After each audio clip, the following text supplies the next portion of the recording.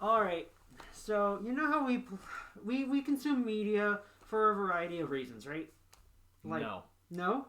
Just one reason? We consume media because we're no longer a hunter-gatherer society and we have all this time to waste. I mean, that's a good way to put it. That's a better way to put it than I was going to say. I was going to say that we consume media to feel a variety of feelings. Oh, most certainly. Don't let me shoot you down. Don't let me shoot you down with my completely nihilistic nonsense. Your point is ultimately going to be more meaningful. We'll get back to that. So we consume media for a variety of reasons: to be surprised, to feel happy, to feel good about competition, yada yada yada. Why would anyone willingly consume media to feel bad? So you've caught me at the tail end of my listening to sad music because I'm in a sad mood thing, and I've been wondering the same thing. Did you bring an answer for me? Hopefully. Okay. Oh, great. That means it's going to be a discussion. Oh no! On a podcast? Unheard of. So I started playing this video game that recently came out on Christmas called Omori. It's an indie game that came out on Christmas. Like I said, it's been in development for about 6 years, made by this artist named Omocat. Listeners may be familiar with some of their work. They used to be a little bit more of a prolific artist on the internet until I started making this game. And it hasn't made me feel happy yet. I haven't felt good playing this video game. Is it supposed to? Maybe. That's what I'm here to talk about. Like, you play 99% of the video games I play make me feel good in one way or another. Like, you jump in Mario 64 and he yells, yeah, and it makes me feel happy a little bit. Or, you shoot something in Galaga, or you beat up a guy in Smash Brothers, and it feels good. And then I played Omori, and every second of it is despair. And I don't understand. And so I wanted to ask if you have any media like that doesn't make you feel good, but you still consume it. Literally hours of music. Oh my gosh. Oh, dude. This is accidentally going to be the episode where we crack into some music, but that's a good idea. Last episode was a sports episode. So. Yeah, right. Oops. So we're kids of the 90s, right? We are, yep. We grew up in an environment where everything was like poppy and cheery and happy. I feel like the 90s were a very plastic sunshine kind of decade. Definitely. I just made that up. No, I think you're right. And it was either plasticky sunshine or like way far out. Like Surfer Dude, everything super chill, no one feels strongly about anything. It was like the rise of ironic indifference. Yeah. And so I don't know if that has any kind of particular ties to it, because I don't have any childhood memories of media that I liked because it made me feel bad, because I already felt bad all the time. Because of personal reasons. Yeah, same. Right, same. Exactly. That's a shared experience right there. And so I can't help but wonder, first theory here, first of probably several that we're going to shoot off, is do we like these distressing media? Do I listen to AJJ and Days and Days and the Front Bottoms, and do you play Omori and Lisa? Yeah, Lisa too. Because because we are choosing to be sad this time. You know what? I think you're onto something there. Because when you bring up the idea of like the 90s being a really plastic environment, and like throwing in the rise of the ironic indifference, right? It kind of feels like for a long time when we were growing up, it wasn't okay to have feelings. It wasn't okay to feel strongly about something, despite us feeling strongly about the situations we were in. Right, and that's why I like this super depressing music that I like. Anybody listening who heard the bands I listed and was like, oh, I listen to way more depressing music than that. Good for you, Joe. Nice cred. But the abbreviation AJJ is Andrew Jackson Jihad, correct? Yeah. All right. And they're not using that anymore. Oh, okay. They're not? And so... All right. Yeah, I got very promptly corrected by Monty at our last get-together. Oh, all right. I didn't know that. I didn't know that either. Because, the J word attracts the kind of attention that everybody would kind of just, rather ignore right now. Definitely. So AJJ, all right. Just wanted to make the listeners sure that if they wanted to look up any of the things we're talking about today, they'd have a somewhat easy time finding it. Oh, sure. So that's AJJ, abbreviated AJ. J. Yep. Yep. That's them. They're said good. it. They're from here. All right. But anyway, I listen to this depressing music and I watch, I was in that Both thread the other night. Oh, yeah. That you warned me against, and you were completely correct. Yeah, I told you not to do it. And, it's like, I hate to reference one of the, like, dumb passing memes, but the one where it's like, I ate a spicy chicken sandwich the other day just to see if I could feel something. Yeah. Because I think that coming out of the 90s, we do enjoy just feeling. Yeah, no matter what it is, just as long as it's intense. Mm-hmm.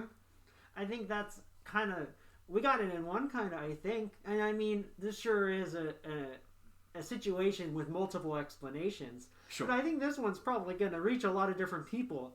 Like, we're choosing to feel feelings that are genuine. And I think that's the main point I want to hit on. I think when we were growing up, finding genuine anything was really difficult. It was really difficult to find genuine friends other than people who liked the same thing you liked. It was really difficult to feel genuine feelings that weren't immediately shut down by someone. Right, or that you were told was okay to feel. Yeah, like, there wasn't a lot of support for that kind of thing. So now we're 20-somethings, late 20-somethings, and we're choosing to feel horrible by consuming this media where 90% of the media is, like, supposed to make you feel good. So, I just find it quite the conundrum to be in, because we're in the middle of, give context, our big thing last week, to give context to our episode, we're in the dead middle of winter right now. Everything's cold and sucks. The days are like 5 hours long, and now I'm going to choose to feel worse? On paper, that doesn't really make a lot of sense. But I guess when we explore the topic a little bit, that's where we are. And speaking of exploring the topic a little bit, my name's Tony. And I'm Jesse. And this is the It's Still Cool podcast, where we talk about stuff that's still cool, even if what's cool right now is choosing to feel upset about stuff. Wow. Way to market the podcast. Sometimes we gotta market it any way that we can. Anyway, patch notes. Patch notes is a section where we talk about things that we got wrong. All right, first and foremost, the Gorilla Munch cereal is not made by Kashi. Is it not Kashi? No, it's not Kashi, Okay. and that is it Nature's Miracle? It's either Nature's Miracle or it's Good Earth or something. Yeah. Because I remembered looking it up, because that was gonna be a thing that. Nature's Path is the name of the group. So right. Very important. I wanted to get that one out of the way first. They also don't use the same picture of a gorilla anymore. Right, Sadly, probably they because don't. it got memed to death. Probably. I'm tired of all these gorillas dying for no reason. They shot a gorilla. I can't believe it. Anyway, other patch notes. Gendy Tartakovsky is not married to Lauren Faust. Boy, we really screwed a lot of that up. We really messed that one up. It's not Gendy Tartakovsky. It's the other one. I forget his name right now. Me being a horrible co-star of this podcast. I can't remember our own patch notes. I know, right? And I also had an incorrect... Here we are, live on the air, or on the recording rather, looking up the corrections to our patch notes. Yeah, given to us by our lovely listeners. The Sailor Moon creator is married to the Hunter x Hunter creator, not the Kamen Rider guy. Correct. I don't know why I thought that. Well, I mean, it's in the realm of popular Japanese TV show. I guess from an American perspective, it's awfully American of me to completely mix all of that up. True. Not to be... So, Lauren Faust is actually married to Craig McCracken, who is the creator of Powerful Girls and Fosters. So that's why Mojo will show up in Fosters. But Craig McCracken and Gendy Tartakovsky are very close colleagues. So, that's my legitimizing of my own mistake in order to maybe save some sort of face in this horrible podcast landscape. Yeah, hopefully we didn't lose too many viewers I from know. our horrible misinformation, so they couldn't be here to watch us grovel and beg for their forgiveness in episode 6. Good thing no one could see your sarcastic look on your face. I'm literally bobbing my head back and forth as I say all of that. You know, if people will enjoy this podcast for us, not for the truth. That's true. We could sit here and That's be true. like, Gendy Tartaskowski is actually the clone of Walt Disney. and I could provide evidence that I make up right now, like the fact that you never see the two of them together in a photograph. Or Well, that is pretty compelling evidence. if I continue on this thought, I'm gonna spiral into something unpleasant. So Oh no, but not unpleasant in a good way. no, not unpleasant in an I choose for it to be unpleasant way. No, not like going back to try and memorize Front Bottom's music after coming to terms with the fact that the unsettling feeling it gives you is actually super rad. Yeah, that's the kind of the point, isn't it? Is that you can enter, you can listen to this music, you can play these games, you can watch these shows or films, and like it's gonna be really bad at the first time, but then the more you think about it, it actually feels really cool to kind of own those feelings. My first experience with the Front Bottoms specifically, which is why I'm citing them, was a friend of mine had me over, and he just like sat me down and made me play the Deadpool video game that came out like a decade ago. Okay. But he had the Front Bottoms on in the background, as I'm listening to this like skinny white guy wail his voice in unpleasant patterns, to like minor key, sad rock. It started to encroach on me. Like, it wasn't my focus because I was trying to understand the Deadpool video game for some reason. Yeah. And well, you're in the middle of playing a video game. In the middle of playing a video game. Yeah. And so in the background, it's just like starting to creep into me that I don't like anything that I'm hearing. These sad trumpets and the subject matter about like all sorts of emotional insecurities. I'm like, hey Jake, can we turn this off? Jake, I know you don't like Deadpool, but you gotta keep playing the game. No, not the game, the music. And for a long time, I straight up could not listen to the Front Bottoms without that feeling being so overpowering. Yeah. And then eventually I was like, something is stuck in my head and I need to listen to it. Mm-hmm. That's like kind of the biggest red flag. Your brain's trying to tell you that there's something important here, but it doesn't know how. I actually have this, I call it xenophilia. I have this natural trait to slowly become obsessed with things that bother me, hence my love of spiders and my fixation with the Kuchisake Onna. Mm-hmm. Those all started as phobias. Yeah. Though, the ocean being the one remaining big fear. Well, you haven't had a lot of experience with it yet. When's the last time you got on a boat? On the ocean. Exactly. I think that's actually a pretty admirable trait, because here I am playing Omori, and I'm getting scared. Not only do I feel upset about the subject material, it's legitimately a frightening experience. And I don't do well with frightening experiences.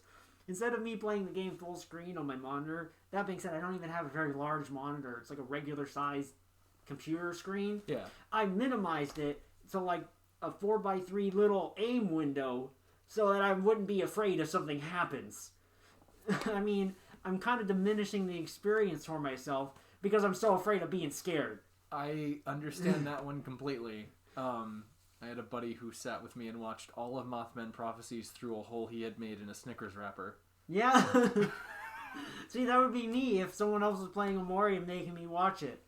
I'd be watching it through probably I'd make little hand binoculars and try and obscure a lot of the vision because I'd be afraid. That's fair. Though, when we did try to play Amnesia: The Dark Descent on a live stream once, our buddy decided to, because he was watching the live stream, and then he came over and he snuck in through our sliding glass door. Mind you, we're on the second floor of an apartment complex. All right. So he climbed the wall? I don't know! To this day, an unexplained mystery. But this is the same friend who was arrested for trespassing on the roof of the police museum in downtown Phoenix. Oh, the one place the police would never think to look. The roof of the police museum! Yeah.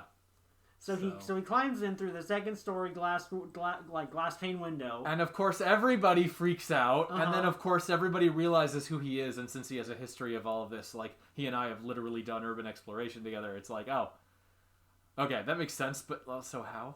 Yeah, definitely.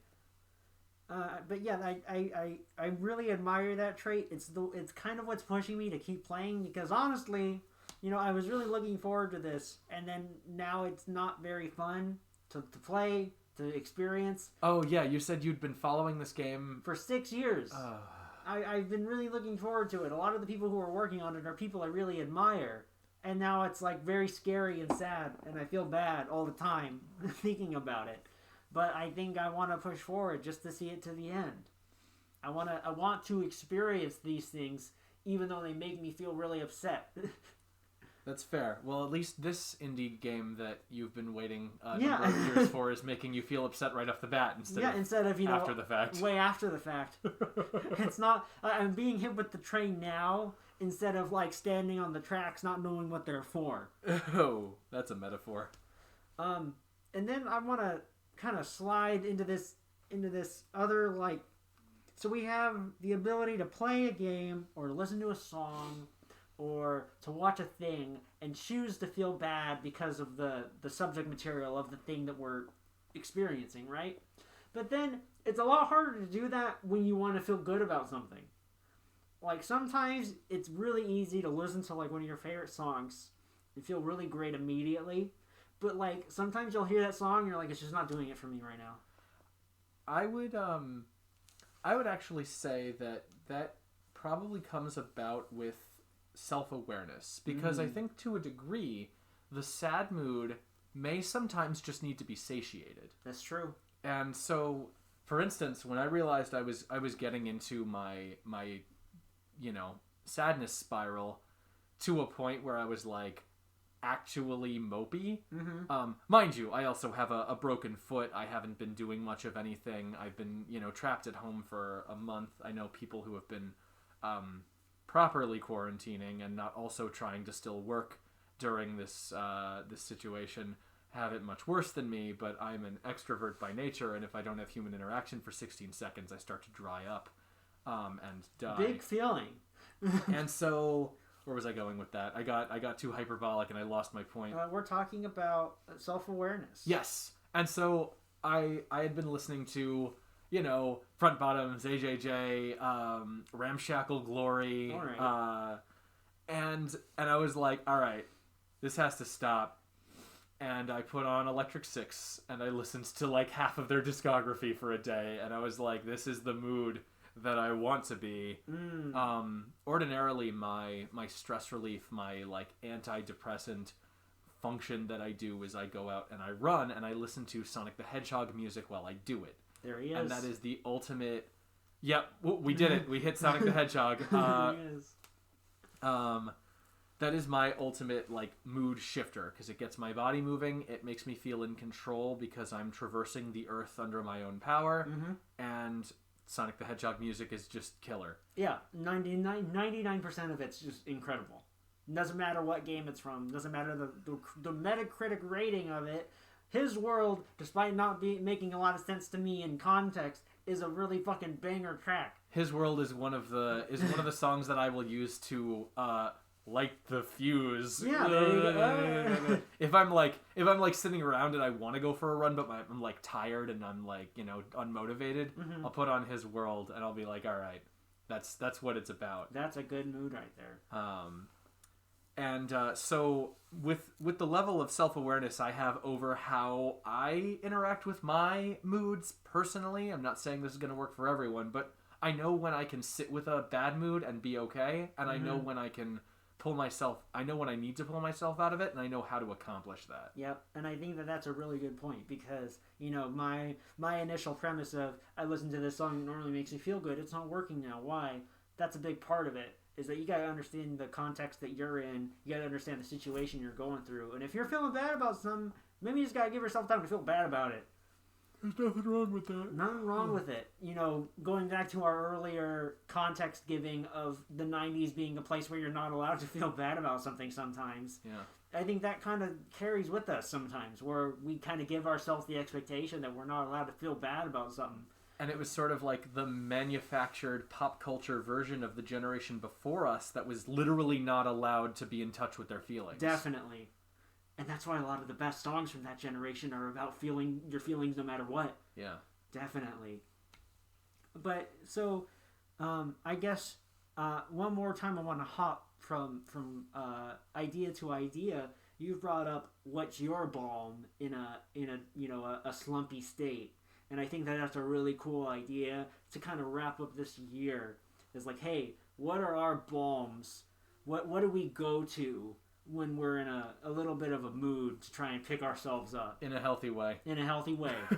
Because I am not about to recommend someone get pissed drunk. Even though New Year's is here. Well, hey, listen, if you're of legal age, listeners, and you're going to celebrate New Year's, celebrate it responsibly. Don't drive anywhere if you're gonna drink. Don't turn off your phone. Yeah, don't get behind the wheel. Don't text your ex, and don't throw up in someone else's house. No, and if you do, at least do it in the toilet. Mostly. So as much as you can. Here's your It's Still Cool podcast disclaimer to celebrate responsibly this new year. But you could celebrate. This episode will come out after New Year's. Definitely will. But going into the new year. Hey, listen. We're coming out of a bad year. We're probably going to start the year bad. You can celebrate for whatever reason. I got up today. Woo! So, okay. So you were trying to ride the positive, healthy positivity mechanisms. Yeah, pick-me-ups, right. So we got me with the Sonic the Hedgehog music and the running and Electric Six, and now we got you with driving to really upbeat chip tunes. I love to get in my car, gas up, get on a non-congested highway, throw on maximum volume chip tunes from Mario World or Sonic 2 and just go the speed limit.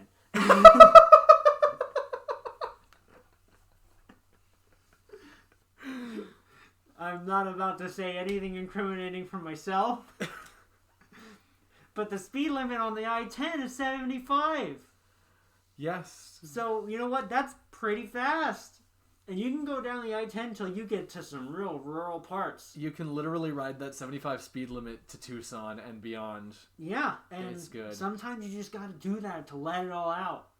Because in your car, no one else can hear you scream. Yikes. I have an inherent aversion to driving because not only have I chronically been the only driver in any given circle since high school, but also I have historically never had cars that were very reliable. So nowadays, when I still find myself cursed largely with friends who don't drive, you being one of the few exceptions. All right. I have a more functional vehicle, and I have actually began to feel a level of comfort driving. Also, my commutes for work are nuts. Yeah. So you gotta kind of get used to it. Yeah, but I definitely can see... I can more sympathize with people who find driving therapeutic now than I used to be able to. Yes. It's definitely a little esoteric of an idea for non-drivers or for people who have bad experiences driving. I guess that kind of xenophilia is kind of how I learned to drive. Like, I didn't start driving until I was, 22, because I was afraid. I was afraid of driving. I was afraid of the responsibility of the wheel. But, I used to walk and take public transit in most places. You also lived, from my understanding, you lived in a place where that was a little more doable. Definitely. I lived in the South Bay of California, which has a very robust public transit system. Not only does it have a very lengthy bus system, it also has a light rail system that connects most of the city and most of the area in general. So I used to do that, and it used to be my commute for a while, no matter where I was going, whether it be school, leisure, whatever. One time on a walk on my way to the bus for school, I got mugged. I got mugged at huge machete point for my quote-unquote iPod. which was not an iPod, but a Creative Zen MP3 player. Which the man would get no money for. He would get absolutely no money for it. Well, at the time. Now you have to pay $200 for that thing. Because it's vintage. Right. But it's vintage because it didn't win. Yeah, it didn't win. So he got no money from that exchange, but I got scarred for life. Well, not for life, for at least a couple of years. And at that point, I realized I need to start learning how to drive. So I learned how to drive, and I worked through my fear of driving, and now driving is one of my favorite pastimes. Like, yes, I've had bad experiences driving. I've had tires blow out. I've had cars break down while I'm in the middle of driving on the highway. But, you know, I've worked I've built up such a love for it before then that I just enjoy I enjoy the act of it, and it's therapeutic for me. So I'll throw on some real upbeat tunes for my favorite video game artists like Koji Kondo or Jake Kaufman, and I'll just get out there. And I feel like that's something that's really helped me in these darkest of times. Especially because I've been making you drive down here once a week. Definitely. All right, you got any other kind of bombs you normally go to when you're a little downy? So not the oh god, is that toilet paper? No, it's fabric softener. Fabric That's what softener. I was thinking of. Downy. Oh goodness gracious. Where? Not fabric softener. Yeah. Not, but you know, a little down in the dumps. I think my other big pick me up. You know, I'm somebody with a bit of a short temper. I'm very easily frustrated. However, you know, video games have been big temperamental triggers for me over the years. But after I figure out my flow, my groove, I like to challenge myself. But every once in a while, you know, I just like doing that run of Metal Harbor. Yep. Where you know. You by the skin of your teeth get that second tier of the launch pad, or just busting out any level in any Katamari Damacy game. Yeah. Just something where like you've done it so many times that it's comfortable, and even if you mess something up, you know enough about the game to understand the random factors or the you know what is and is not in your control, where it doesn't stress you out. Yeah. A lot of the time as a kid, I didn't understand how buggy Sonic games were, so when I would die randomly and lose a bunch of progress, I got very upset. Yeah. And now as an adult, those things don't bother me because I've ingested days worth of Sonic retrospectives on YouTube. Every single one that comes up, I gotta watch. Oh yeah, it doesn't matter. Does not matter. I don't care who puts it out, how long it is. I will watch your 2 hours Sonic Adventure 2 retrospective because I have to. We have to. It's our contract it's our unspoken contract with this series. We will continue to revel in the one shining moment of this 30 years of this hedgehog, almost 30 years. This one shining, gleaming glitter of hope. And so I guess that's 2 points in Sonic's favor as comfort food for me. Yeah, I would say that unless you revile this series for some reason, which, you know, more power to you. You have your own reasons for whatever. If you haven't experienced it a lot, I would, you know, after 6 episodes, I'd recommend Sonic the Hedgehog as a series. In some propensity. Whether it be some of the earlier 3D games, or some of the earlier 2D games, or Sonic Mania. Like, you can kind of skip some of the later games, like Lost World or Forces, but there's some gems in there. In fact, there's a game. Yeah, called Sonic Gems Collection. And there is, I don't know if you would call any of those games gems. Sonic the Fighters is a gem. Alright, Sonic the Fighters is not a good fighting game, but oh boy, is it charming. It is charming as all hell. That kind of bounces to what my next recommendation was going to be, is like, yeah, get yourself a comfort game. Because a video game, unlike a movie, you can control how much... Well, I mean, I guess with a movie, you can just watch half of it and then be like, I'm done. But with a game, you can control how much of it you're playing. You know, you can jump in, do as much as you want to, whether it be half an hour to get you through an important Zoom call, or the whole day because you just need it, you know? a video game, they're kind of timeless like that. And I think that that's why they're so important to us, is that they have this factor that other media doesn't really have, is that it's the same experience, but you choose how you interact with it every single time. You know, with a Katamari run, like you said, you know the rules going into a Katamari run, and the level's never going to change, despite, you know, random factors notwithstanding. But the way you go about it every single time, that's up to you. You know, from the non-important to game mechanics, picking of what cousin you want to use, to which direction you're going to go when you start it. Or even with Metal Harbor, right? Like, you can choose to do the light speed dash when there's that choice of light speed dash or enemies that lead to the end of the life on the left side when you're crossing that. You're on the metal platform, and then there's the hangar, and then there's either a light speed dash or you can homing attack the enemies on the left to get an extra life. And even if you're at 99 lives, because you've been at 99 lives for 10 years, sometimes I still go to the left and homing attack all those enemies just because it feels good. I think that's a one after the other platform, not neither or there. Oh, okay. Just so we don't get patch note that on the next episode. I don't want to get patch notes on one of my favorite games. But yeah, and even then, like, you can go in and tell yourself, hey, I'm not shooting for an A rank. I just want to hear the cool music, and I want to hear Sonic's weird soap shoes click clack on the metal harbor because it's just nice. And I want to hear that jet sound effect when the jets fly past you. And I want to every time think I'm super cool for not getting hit by the bombs, even though it's largely scripted that you don't get hit by them. And I want to get the Phoenix at the chow box at the end. Yeah, exactly. Get all 3 chow boxes. So I guess in that sense, I wanna bust out my last comfort thing. All right. That's a little more intensive. Go for it. So ultimately, no matter how bad of a mood I'm in, if I can sit myself down and feel a sense of accomplishment, it gives me a huge boost for a good amount of time. I would say I don't have a strict calculation on that, but yeah, I imagine that we're working with things that aren't necessarily strict calculations here. Yeah. So, you know, I draw, and I'm not anywhere near the level of, like, the artists that everybody probably follows on social media. I'm, you know, moderate.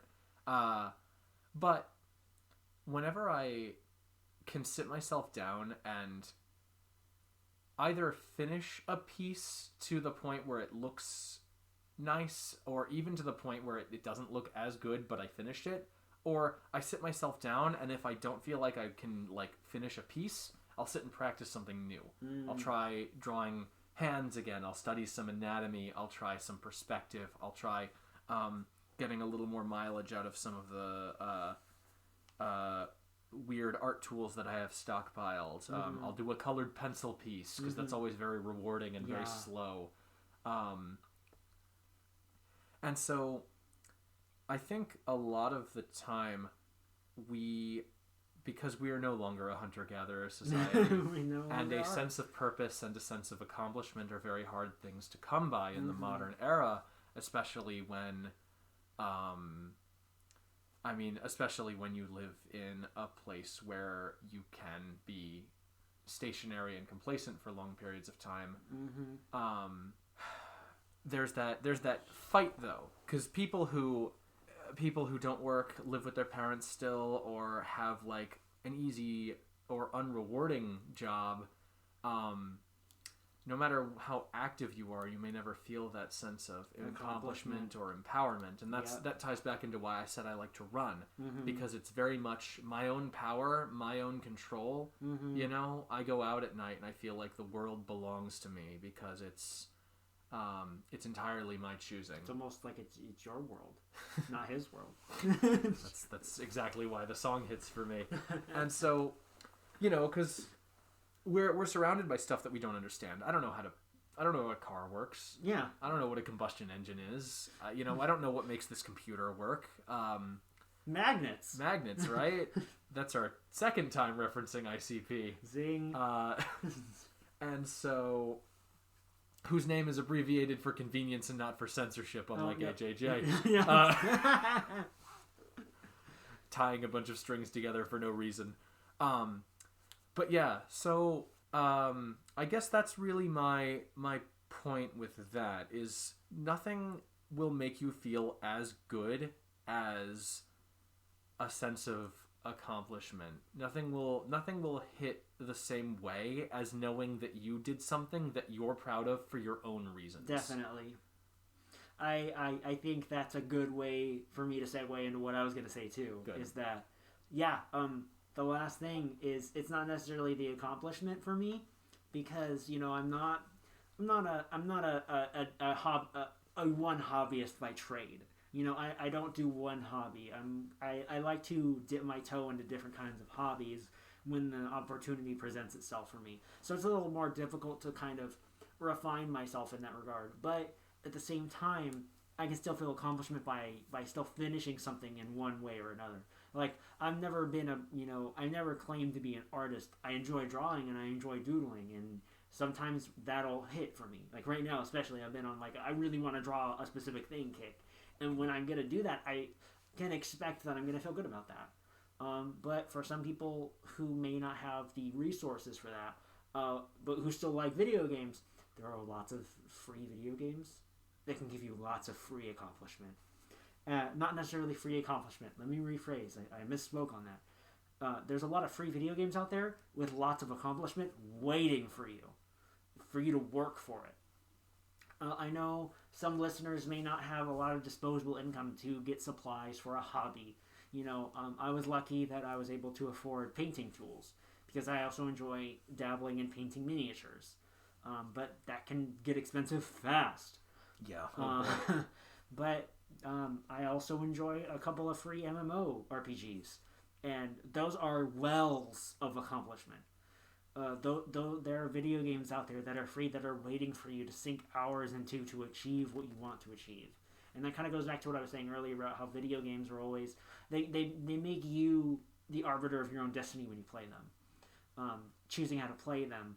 But I think if you're in dour need of accomplishment, and you don't really have a lot of disposable income, I would highly recommend looking into video games that you may not have given a glance at first, because sometimes if you just need that sense of accomplishment, that could be waiting for you there. I've gotten through a lot of hard times playing. I'm gonna say the name of the game finally, Maple Story. Oh, yep. That is a game that is free, and oh boy, can you can accomplish some stuff. Wow, Maple Story is a place to go. It's definitely a place to go if you're looking. It's one of those worlds that's online that's just waiting for you. Yeah, it might be 16 years old at this point. The original is still up? Yes. Okay. Because I know they made a Maple Story 2. And it's already gone. Ah. It was so not popular that it's already gone. Okay. But yeah, I have very fond memories from the original Maple Story, and even fonder memories from when I went back to it after they made it significantly less of a pain in the butt to grind. Definitely. What they did with that game is they lowered the curve at the beginning and shot the curve up at the very end. Hallelujah. So there's actually a followable progression instead of you reaching a cliff after 2 hours of playing. Yeah.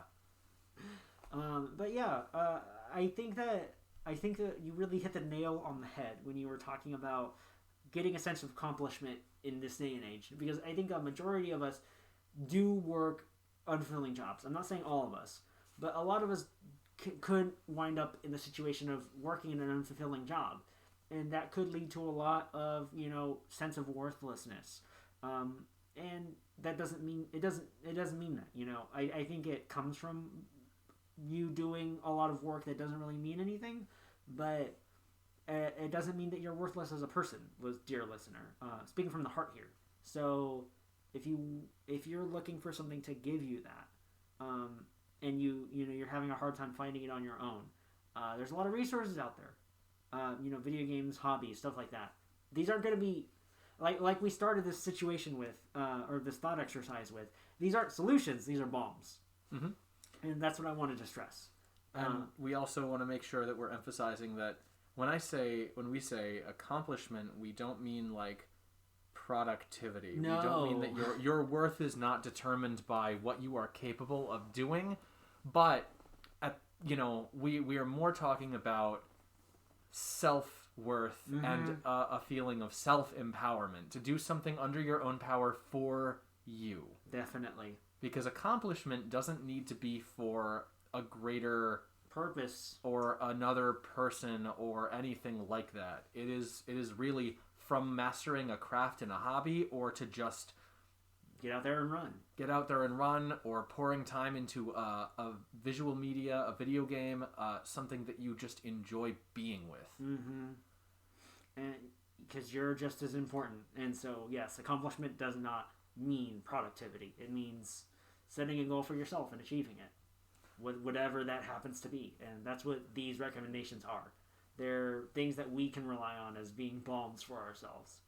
Going out and doing a run and listening to Sonic music does not make me a more productive member of society. I do that for me. I do that because I go out and I get borderline delusional listening to this insanely upbeat music while running at a speed that I think is, makes you feel like Sonic. Makes me feel like Sonic, Even the music's going. You're in a city. You may be feeling like you're escaping from. Yes, I'm escaping from the city, and the city is seasonal depression. Exactly. So even now, like, I can't run right now because my foot's in this boot, but even just thinking about the fact that I could, just thinking about the memories I have from running, and just knowing that I'll be able to get out there and do it again, even though it bothers me that I can't do it right now, still makes me feel happy. There's the endorphins right there. Yeah. The serotonin. Attach notes. Incoming. Yes, once we figure out what these chemical names actually mean.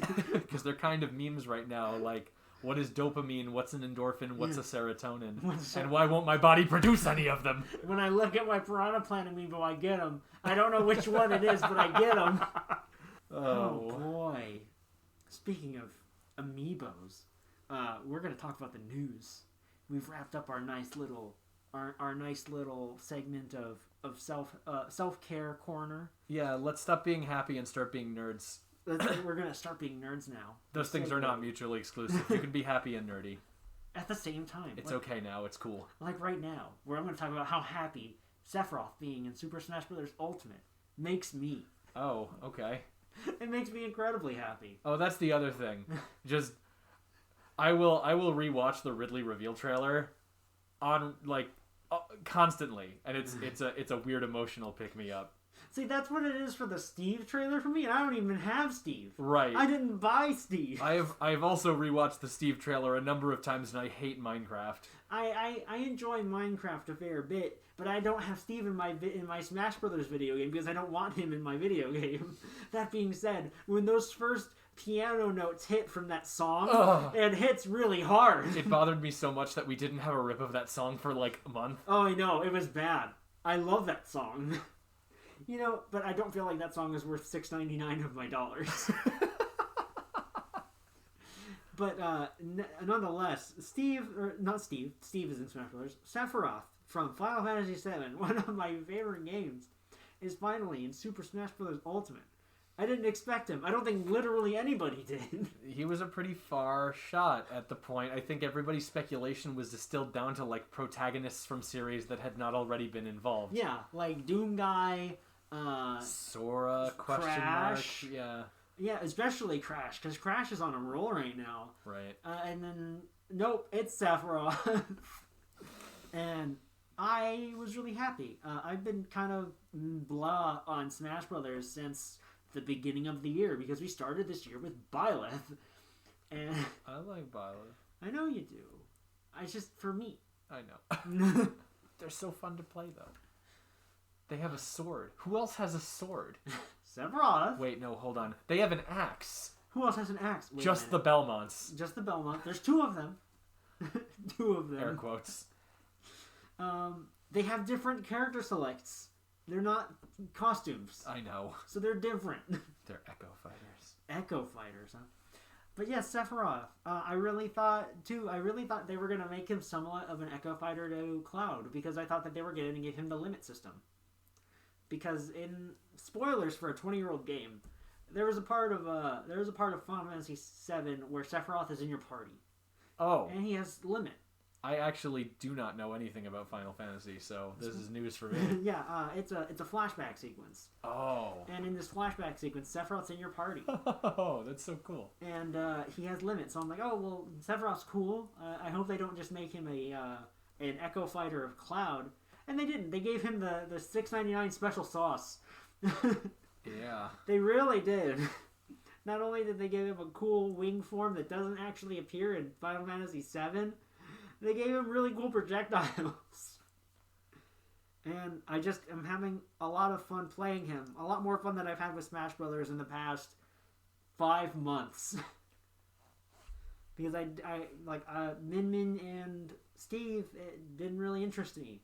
I didn't even buy the second Fighter's Pass because of it. But here comes Sephiroth, and now I'm back in. Nice. See, and on my end, I love ARMS. I loved the idea of ARMS. The ARMS trailer, all of the stuff for ARMS, all the promotional material. I was spreading ARMS like it was a religion. I have the free comic book day ARMS issue 0 preview for the graphic novel that is still maybe coming out? Question mark.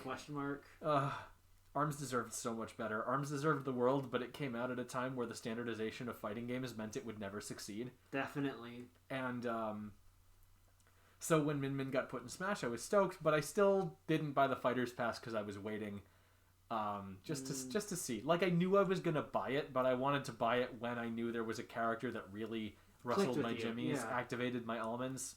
And that didn't happen, so a friend said, hey, next time I come over, you better have Steve in Smash, so I bought the Fighter's Pass. Alright, well, that's a good enough reason as any. And she's been over since, and we haven't played. No! But now you got the song, at least. Now I've got the song. Now I can listen to Holland whenever I want on YouTube, and I don't have to turn on Smash Brothers. So, okay. So... Gaming news then. I'm gonna come at it from my half of the gaming. All right. Since we have joint custody of gaming. We do. Or split. Joint custody. We split the kids. We do split the kids. Yeah. So because we have some overlap in gaming, obviously. A little bit. But I feel like you and I both have very different taste in gaming outside of that shared thing that is probably largely we're into Sonic and Pokemon more out of nostalgia and habit. I don't know. Than by choice. I'd make Pokemon my job if it paid me. That's true. And I've tried. So I have actually tried twice. Oh my god, you have. And so... So get to your news. Yeah. Well, so my big thing is... And I'm gonna continue on my chain of, like, I've watched this reveal trailer a stupid amount of times. All right. So first, I'm gonna start off by explaining Monster Hunter. Is a really frustrating game series. All right. I have had a lot of fun with Monster Hunter, but Monster Hunter has also made me so angry that I stopped playing it, which is something that has also happened with Smash. That's happened to me with Animal Crossing. That's a genre I was not expecting. Yeah, but I understand your pain. I see. I will try to be more sympathetic toward Animal Crossing players now. And so, Monster Hunter Rise, new installment in the series coming out. Yeah. So, Monster Hunter did something really weird in the last 2 games that came out. It kind of split its own fan base in half. All right. So, Monster Hunter started off on Sony consoles. Yep. It was on the PlayStation 2, and then it was on the PSP, where it really got a lot of popularity being portable. Yep. And because at the end of the day, Monster Hunter is a cooperative game first and foremost, I believe. Yep. I think that rings true for anybody who really enjoys that series. And so, eventually, Monster Hunter started coming out on Nintendo consoles. Yeah. And that alienated a lot of the fan base. Because they were like Sony kids. Right. But then the Nintendo kids picked up Monster Hunter. Yep. And it was great.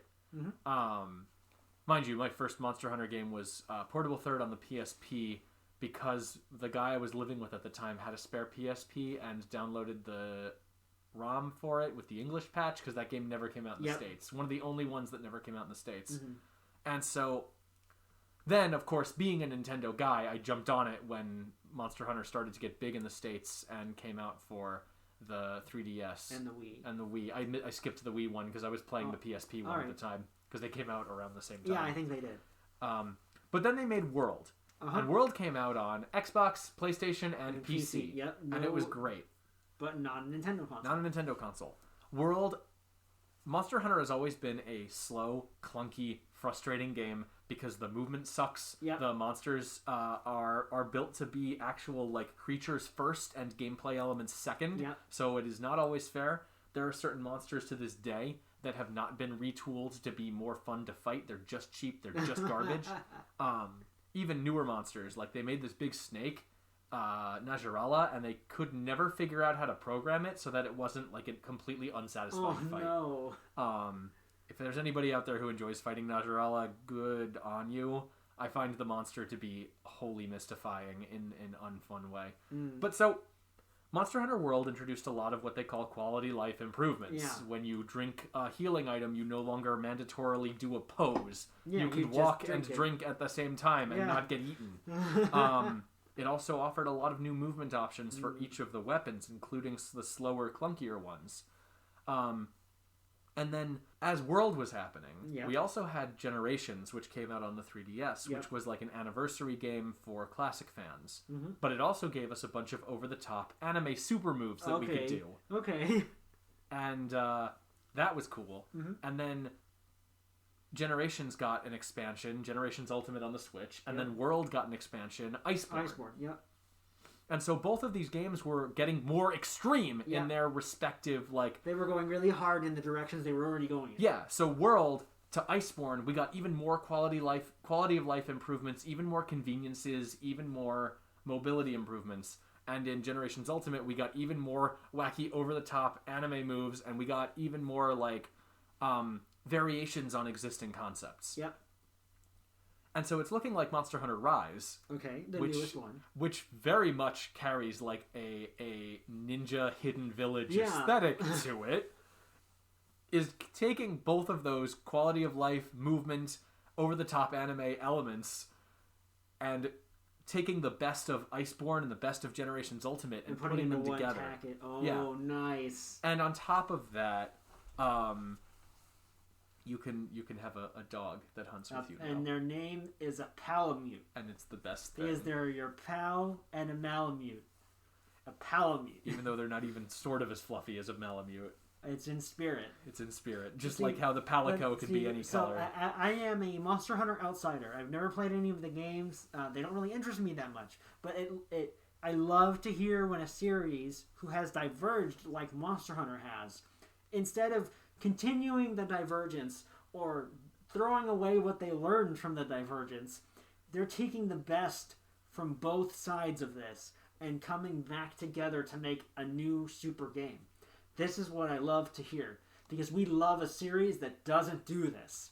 And this is on... I have never been more amazed by that than I have been with Monster Hunter, considering most of the series we love don't learn, or they stray too far from their original charm, or they never try anything experimental. Yep. Because we see Pokemon suffer with all three of those, and Sonic suffer with all three of those, and they never seem to learn. But Monster Hunter... They learned, they learned once. Yeah, and they never had to again. But Monster Hunter has always, always, always improved upon itself and taken bold direction choices that have been satisfying and that have paid off. Now, mind you, there are fans who have been alienated by World and Generations. Yeah, obviously. But I think personally, my personal Monster Hunter experience, Rise looks like it's going to be incredible. But there's a second front here. Okay. So, Monster Hunter is a series that has lore, but doesn't talk about it. Alright, it's the hidden lore. Monster Hunter has tried to tell a story a grand total of like twice with Ernest. You could argue that they've had stories in several of the games. The games have a plot, but Monster Hunter 4 and its extension 4 Ultimate, and then World and Iceborne, earnestly tried to tell a story, and they were both good. They both had an interesting piece of lore that they centered around. And it was just nice. However, on the 3DS, Monster Hunter also put out a spin-off game. Monster Hunter Stories. Which was a story. Mm-hmm. And Monster Hunter Stories is a cute, chibi anime. It's like a cute version of it. Right. Yeah. It's a cute, chibi anime Monster Hunter game where you get to be friends with the monsters instead of having to kill them, and then you go kill them when they're not your friends. Yep. The game opens with, like, your best friend's mom dying when a monster literally rampages the village and crushes their house. Boy. Yeah. And Stories was a real experimental thing for Monster Hunter because they clearly wanted to do something like Pokemon, but they didn't want to just do Pokemon. Yeah, they didn't. So I would argue that the game it's fun, but it's rough. Fights are really long, and when they're turn-based, that's really That could be a death sentence. In Monster Hunter's core series, the fights are long, but that's because it's like an actual... Everything you do in Monster Hunter is a prolonged boss fight. In Stories, every fight was really long, and it was turn-based, and it was not... it was their first foray into a turn-based, yeah. So it was not... I would dare say it's not optimized. The game is very fun. There are ways to optimize it. There's a meta, but it's rough. So I also have no idea how well Stories did. Well enough to get a sequel. And so that's exactly what I'm getting at. They put out the reveal trailer for Rise, and then afterwards they're like, oh, we have one more trailer. And I'm like, what do you got? What do you got? Stories 2. And Stories got a sequel. Yep. Stories did well enough to get a sequel. Yeah, it did. And the Monster Hunter team is interested in expanding on a different gameplay style and a more story-focused game. Yep. The trailer for Stories 2 made me cry. Oh my gosh. Because their weird little experiment succeeded. And also the trailer pulls on all the usual emotional tropes of a trailer. Watching the trailer, yeah. It's very good. And so just the fact that they're like, we have a world that we want to expand. We have lore that we want to expand. We have a story that we want to tell in a more proper setting. And that just made me really, it's really a success happy. Story. It's a really nice success story to hear. It's a success story from a series that has largely been successful and reliable. And it's nice to see that there have been no serious backsteps yet. It's nice to see that they haven't tried immediately dropping everything just to rest on their laurels in order to get the highest amount of profit. Right. Now, Stories 2 could come out and it could suck. Yeah. But they're still trying, at least. I really can say with confidence that I think it's going to be pretty good. Yeah. If this is the same team that has been iterating on base Monster Hunter, which was a very, very rough game when it came out, I have confidence that the good ideas in Stories are going to be expanded upon. Which is, there's so many games I wish could have gotten that treatment. Definitely. There are plenty of Pokemon spin-offs that didn't do well, and then they forgot about it. Like Ranger. Well, they tried 3 games with Ranger, and then they just dropped it. The 3 Ranger games are all good, though. Yeah, but then instead of continuing to evolve that side series, they're like, well, it's over. Yeah, and I guess they gave it 3 shots, so I don't think about that one as being so much of a discarded idea. But, and you look at Sonic, which has to reinvent itself every time instead of iterating on, Sonic Lost World is terrible, but it introduced some neat ideas. Imagine if they iterated on the parkour system. Yeah. Imagine if they tried it a second time. Yep. Maybe integrated it with some of the other things from other games. Definitely. Sonic really learned the worst lesson from their games. That's what they seem to do every time. They will learn the worst lesson. They'll release Sonic 1 and Sonic Adventure 1 and Sonic Adventure 2, which are heralded as incredible games. And then they release Heroes because they were shaken up by the loss of the console war. So Heroes comes out as kind of a stopgap between them trying to refigure out what Sega is when they don't make consoles anymore. And then they go for 06, which is going to be another big adventure-style game for the 15th anniversary. And that fails. It fails critically. It fails critically because of... because of crunch. Reasons that are not related to the game itself. Necessarily. Yeah, necessarily. Yeah, I think... if they made Sonic 06 as the product that it was intended to be, it probably would have been fine. It would have been fine. So, but because it failed, the lesson they learned from it was people don't like the adventure-style games. which was not the lesson. I'm gonna start beating Sega employees to death, and by that I mean CEOs. Yeah, and that's why Yuji Naka's gone. He's already gone. He's making the new Knights inspiration game. Oh yeah. Balan Wonderworld. Never mind, he can live. Yeah, he'll be fine. This is not actually a threat, this is hyperbole. Yep. It's just very frustrating to watch people take away the wrong lesson from things. It's definitely frustrating. Boy, is it frustrating. Hey, let's make this American branch called Genius Sonority for Pokemon. And we'll have them make 3 excellent games and then drop it. That's because their boy James Turner moved up the ladder. And then they just dropped the whole team. They just dissolved the whole company. It's very frustrating, but it does make me feel very good that Monster Hunter is not a series that is succumbing to this right now. And I'm very excited to see where that goes. Between Rise and Stories 2, I will be in Monster Hunter mode irrevocably, probably for all of 2021. That sounds good. That sounds like a good mode to be in. When a new Monster Hunter game comes out, like, Pokemon used to be a game where I would get the new game and I would play until I could not move my body. You devour it, yeah. But Pokemon has become more of a, I need to power through this game because I know if I put it down, I won't come back to it. Pokemon used to be a full meal. Yeah. And now Pokemon is a dessert that you paid for and you want to get the most out of. Even though you're full. Yeah. And then you're like, well, I already paid for it. I might as well just eat it. But Monster Hunter has become that game for me where I will, like, when Generations Ultimate came out, I played that game for 9 hours uninterrupted. Uninterrupted. Yep. And that's because there is a status quo to reach in Monster Hunter. Unfortunately, one of the biggest barriers to entry, or one of the biggest things that has made me putting together a Monster Hunter, like, meetup group, is that the game is very rough if you're not all at the same rank in the game. It's hard to play together. Yeah. But that is in turn the psychosomatic motivating factor that forces me to sit down with Monster Hunter for hours at a time.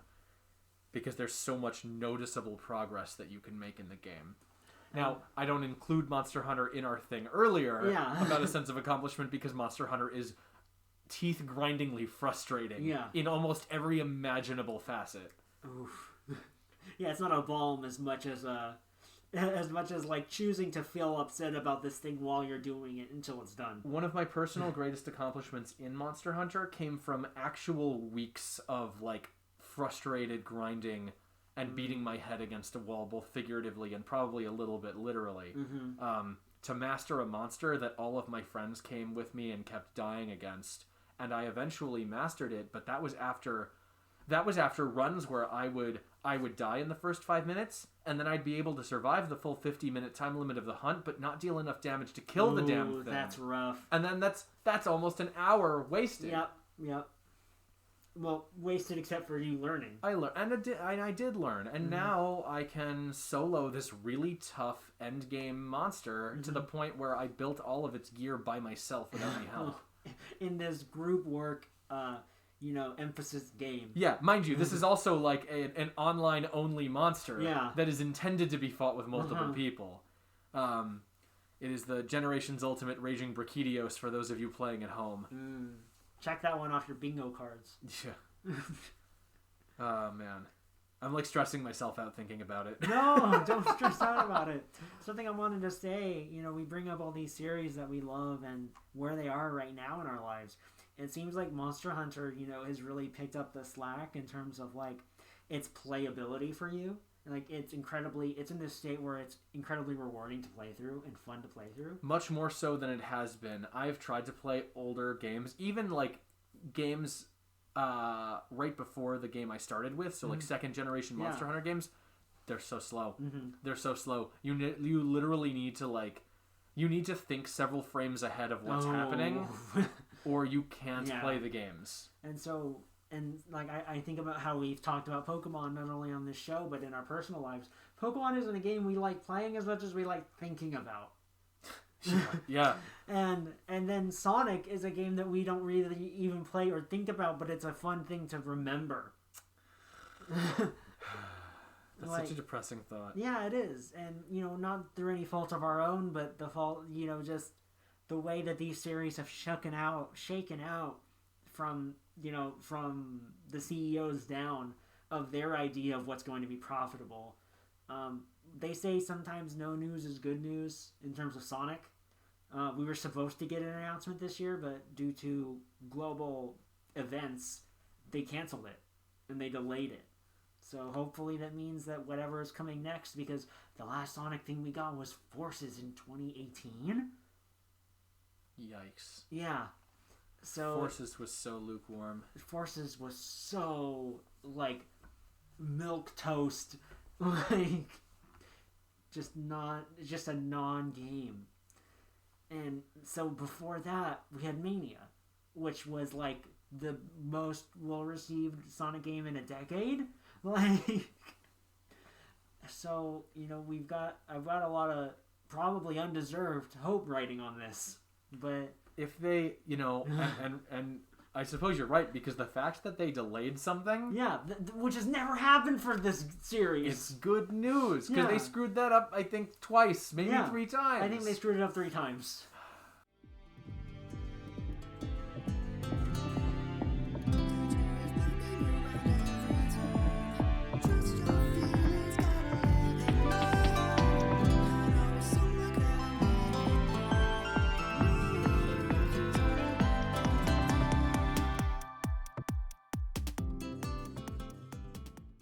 With 06, they wanted to hit the winter mark for the anniversary because more games sell in the winter for Christmas. Well, that's what happened.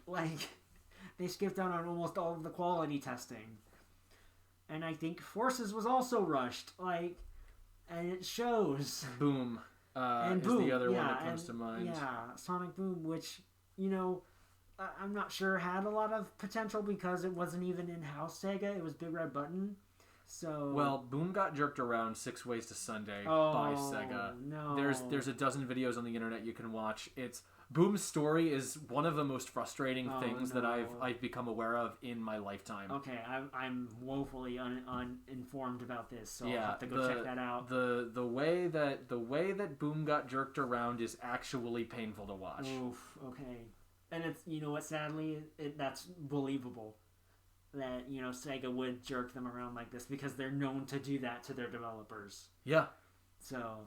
And I think Boom got some of the worst of it. And now all they know is the word Yakuza. So. Hey, apparently Yakuza's doing great, though. It's doing incredibly. From what I've seen from that series, it seems incredible. I would want to play it if I had a console to play it on. Right. But I don't, so we'll have to see. Listeners, if any of you have played Yakuza, please email us. Or if you've got anything else that you want to say to us. We've got an email. We'd love to hear your questions, your comments, or how good Yakuza is. That email address is itsstillcoolcast@gmail.com. No fan mail yet, but maybe one day. And that's it's still with a double S, double S. Demon's Souls. Yeah, like Demon's Souls. It's got that double S. itsstillcoolcast@gmail.com. You can't put apostrophes in a... Nope, don't got to worry about an apostrophe there. Excellent. And with that plea for fan mail, I think that's I'm looking at my imaginary watch right now, and I'm listening to an imaginary train rolling into the station. I think that means it's time for us to go. I have been Jesse. And I have been Tony. And it's still cool. It's still cool. Even when it scares us, even when it makes us sad, and even when it's criminally disappointing.